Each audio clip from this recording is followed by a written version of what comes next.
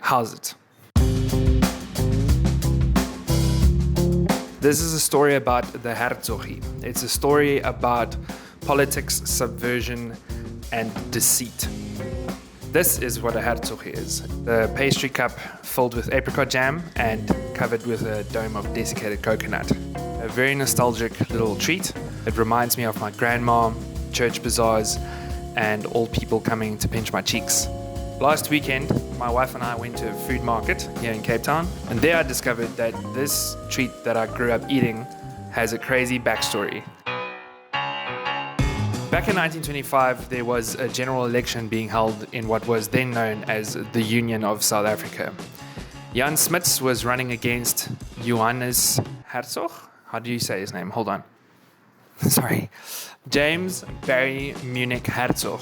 Basically, the white Afrikaners wanted independence from the British, and Smuts's policies were very sympathetic to the British Empire. So according to chef Cass Abrams, this is how the Herzog got invented. James Herzog went to the Cape Malay people and told them if he got elected, he would do two things for them. Number one, he would give women the right to vote.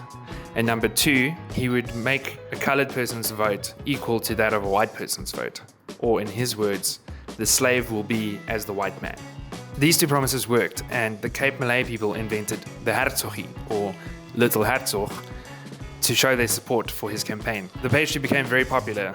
We know that because we're still eating it today, but also because there's a rival pastry called the Smutsie, which is not as popular today, but is still around.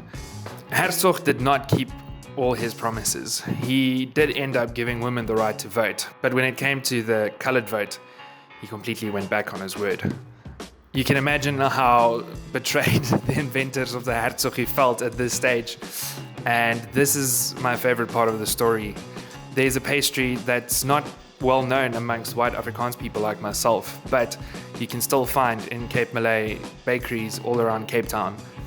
It's a variation of the hertzoggie that's covered with two-tone pink and brown coconut icing, and it's called the tweegevreekie, which is a cute way of saying little Two-Face. James Herzog's betrayal is forever immortalized in the cuisine of the Cape Malay people and South Africa, and I'm never going to look the same way at a hertzoggie again.